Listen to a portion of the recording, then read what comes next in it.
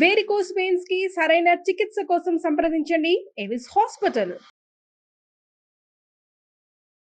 నమస్తే రమగారు. నమస్తే జయ. రమగారు, మనము నాయనార్ కథలు కూడా కొన్ని చెప్పుకుంటూ ఉన్నాం. మరి కార్తీక మాసంలో ఉన్నాం కాబట్టి ఏమన్నా నాయనార్ కథలు కూడా చెప్పుకుందాం. Last year, before last year bold అని చెప్పుకున్నాం. అవును, ఈ సంవత్సరం కూడా సంప్రదాయం పోకుండా అంతే. నాయనార్లు అంటే పరమశివ భక్తులు. తమిళనాడు సుప్రసిద్ధ భక్తులని నాయనార్లు అంటారు. పరమశివ భక్తుల్ని ప్రత్యేకంగా నాయనార్లు అంటమే మనం తమిళనాడులో చూస్తాం. 62 మంది చాలా ప్రసిద్ధమైన ప్రగాఢమైన శివభక్తులు. ఇందులో ఒకళ్ళు ప్రాణాలకు తెగించిన వాళ్ళు, ప్రాణాన్ని అర్పించిన వాళ్ళు, రక్తాన్ని అర్పించిన వాళ్ళు భగవంతుడికి. ఎన్నెన్ని గాథలు, ఎంత కష్టాన్నైనా ఓడ్చుకుని శివభక్తిని విడవకుండా ఉండేవాళ్ళు. అతి తీవ్ర భక్తిపరులు. అవును, ఈ నాయనార్ గాథల్లో కొన్ని చిత్రమైనవి, విచిత్రమైన గాథలు కూడా ఉంటాయి. ఇందులో ఇయర్పగై నాయనార్ అని ఒక నాయనార్ గాథ. ఈయన కావేరి పూమ్ అనే పట్టణంలో ఉండేవాళ్ళ. కావేరీ నది పరివాహక ప్రాంతంలో ఉన్న పెద్ద పట్టణం. పరమ భక్తుడు, వైశ్య కులానికి చెందినవాడు. ఈయనకి చక్కగా సౌందర్యవతి అయిన భార్య ఉండేది. మహాభక్తితో ఉండేవాడు. తన దగ్గరకు వచ్చి ఏది అడిగినా తన దగ్గర ఉంటే లేదని అనేవాడు కాదు. రేపటికి నాకు కావాలి, మాపటికి నాకు కావాలి, వీళ్ళకి ఇచ్చేస్తే ఎల్లుండి మనకెట్లా, మన ఇంటో ఏదైనా అక్కరొస్తే ఎట్లా, అలాంటి ఆలోచన పొరపాటును కూడా ఉండేది కాదు.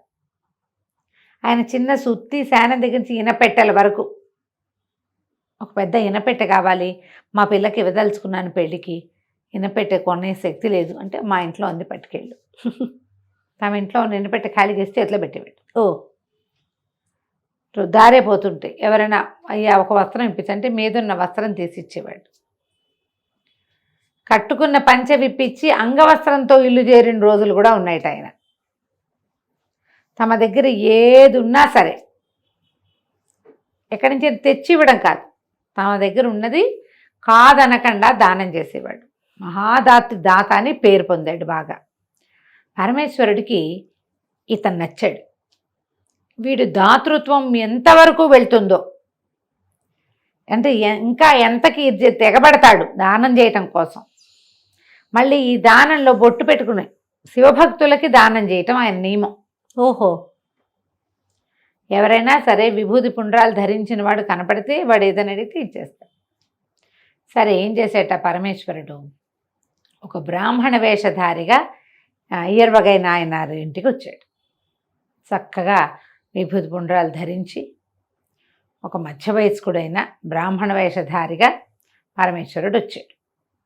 వస్తే ఆయన చూడడానికి సాక్షాత్ పరమశివుడల్లే కనపడుతున్న ఆయన్ని లోపల పిలిచి కాళ్ళకి నీళ్ళిచ్చి, మంచినీళ్ళు ఇచ్చి, ఏదో ఆహారం అందించి, ఒక ఉత్తరీయం ఇచ్చి నమస్కారం చేసి, అయ్యా మా ఊరకు రారు మహానుభావులు, ఏం కావాలి మీకు, ఏం కావాలి, నేనేం చేయగలను, దాసుడు చేయగలిగిన సేవ ఏదైనా ఉందా అని అడిగాడు.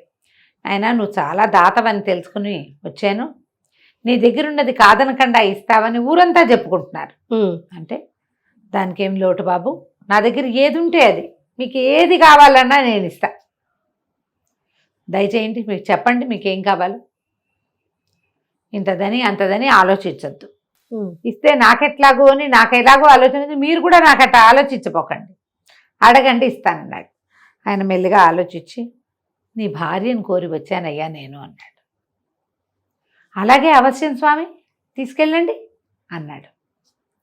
ఇయర్పగై నాయనారు తన భార్యని ఇచ్చేయడానికి ఆలోచించల, అలాగే అన్నాడు. అక్కడి నుంచి లేచి లోపలికి వెళ్ళి భార్యకి చెప్పాడు. అమ్మాయి, ఒక ఆయన వచ్చాడు, శివభక్తుడు, విభూతి పుండ్రాలు ధరించి సాక్షాత్తు శివమయుడుగా కనపడుతున్నాడు. మరి ఆయన నిన్ను కోరి వచ్చాటమ్మా, నేను ఆయనకి అప్పచెప్తానని మాట ఇచ్చాను అనేసరికి ఆవిడ నిశ్చేష్టంగా అయిపోయింది. ఏమిటిది, ఏం జరుగుతోంది? కానీ ఒక నిమిషంలో తెప్పరిల్లి, శివభక్తుడు ఏది ఇచ్చినా శివుడికి ఇచ్చినట్టే అని భావిస్తాడు, పరమేశ్వరుడికి దానం చేయబడ్డా నేను అని ప్రాణాలు దేటో తెచ్చుకొని ఇంట్లో ఉన్న పని వాళ్ళకి ఎవరికో చెప్పి వెనకాల వచ్చింది. ఇదిగోండి నా భార్య, స్వామి తీసుకెళ్ళండి అన్నాడు. ఇంతలో ఏమైంది, ఈ వెనకాల పెరట్లో ఈ కథ అంతా విన్న పని మనిషి పరిగెత్తుకుంటూ వెళ్ళిపోయి ఆ సందులో, ఇప్పుడు అప్పట్లో ఏంటంటే కులాల వారీగా ఇళ్ళు ఉండేవి కదా, పక్క ఇళ్లలో ఉన్న వీళ్ళ పెద్దనాన్న పెద్దండ్రి పిల్లలకి వాళ్ళకి ఆవిడ పుట్టింటికి కబురు చేసేసి వీళ్ళు అవి ఇవి సర్దుకుని వాకిలకు మంది దిగేసరికి ఆయన చుట్టాలు వచ్చి పడ్డారు. ఆయన చుట్టాలు రాలా, ఆవిడ చుట్టాలు వచ్చారు. ఇదేమో ప్రతిష్ట. ఎవడో దారిపోయే బ్రాహ్మడికి భార్యను దానం చేయటం ఏమిటి? వాళ్ళ కాదని అరిచి కేకలు పెట్టారు. మాణాకర్రలు తీసుకొచ్చారు కుర్రకారంతా కొంతమంది. ఈయన ఏమైనా సరే ఒప్పుకోలే. దానం అంటే నా దగ్గర ఏది ఉందో అది నేను దానం చేస్తాను.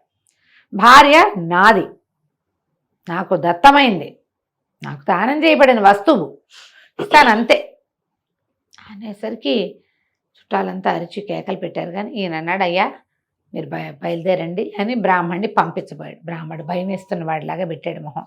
భయంగా ఉంది, ఒకవేళ నేను ఊరు దాటే లోపల వీళ్ళంతా నా మీద పడతారేమో నీ చుట్టాలు అనగానే ఆయన అన్నాడు, ఓ బాణాకర్ర తీసుకుని పదండి బాబు, నేను మిమ్మల్ని దింపొస్తాను, మీరు ఏ ఊరు వెళ్ళాలో ఆ ఊరు నేను మీ వెనకాలే వస్తానని బ్రాహ్మడు ఈ ఏర్పగైన ఆయన భార్య ఆ వెనకాల బాణాకర్ర పుచ్చుకుని వీరభద్ర అవతారంలాగా కనపడుతున్న ఈ ఏర్పగైన ఆయన కూడా బయలుదేరేసరికి బాగా నడిచి వెళ్తుంటే వీళ్ళు ఈవిడ చుట్టాలు ఉన్నారుగా, వాళ్ళు ఊళ్ళో ఉన్న కొంతమంది క్షత్రియుల్ని పోగేసుకుని ఇది చాలా అన్యాయం, స్త్రీని దానం చేయటం ఏమిటి, కన్య తండ్రిది, ఆయన కన్నాడు, ఆయన దానం చేసి ఉత్తమ సద్గతులు పొందాడు, ఇప్పుడు ఆమెని భర్త ఇంకొకళ్ళ దానం చేస్తే అది వ్యభిచారం అయిపోతుంది, దానం అవ్వదు, అది ఇట్లా చేయకూడదు, ఈ కులం తప్పటం ఏమిటి, పద్ధతి ఏమిటి, స్త్రీని దానం చేయటం ఏమిటి అని అరిచి కేకలు పెట్టుకుంటూ ఒక పెద్ద సమూహంతో వచ్చి పడ్డారు.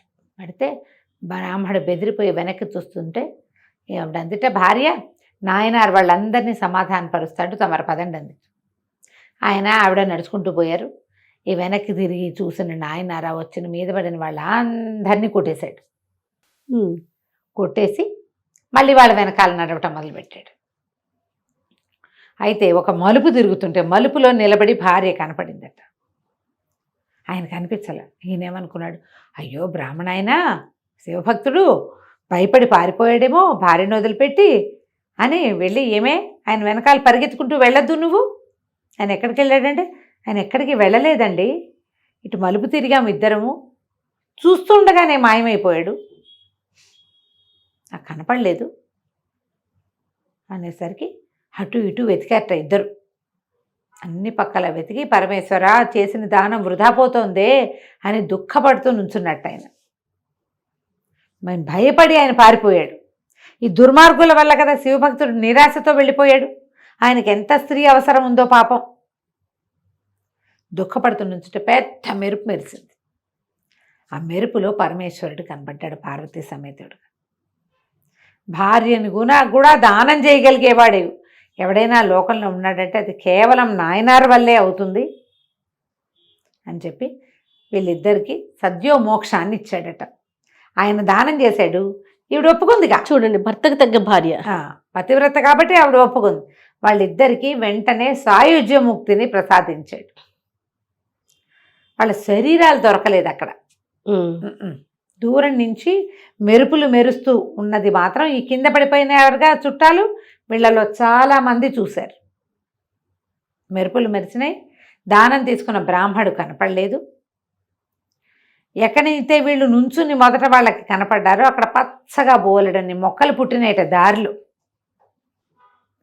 అది చూసి ఆశ్చర్యపోయారు. ఆయన పరమభక్తుడు నాయనారు, అందుకనే భగవంతుడు ఇట్లా వాళ్ళని కరుణించాడు, ఇదంతా పరీక్షేనని ఈ దెబ్బలు తిన్న వాళ్ళందరూ పరమేశ్వర ధ్యానం చేసుకుంటూ వెనక్కి తిరిగి వెళ్ళారు కదా కంచికి, మనం ఇంటికి. వా, నిజమైన భక్తులు కదా కదా. అంటే ఇది ఆ కాలంలో అలాంటి తీవ్రమైన భక్తి ఉండేది జయ. మనకి ఇది వింతగానే అనిపిస్తుంది. ఇది 12 దానం చేయటం ఏంటి అనిపిస్తుంది. 12-14 శతాబ్దాల్లోనే జరిగిందట ఇది. నమస్తే. నమస్తే జయ.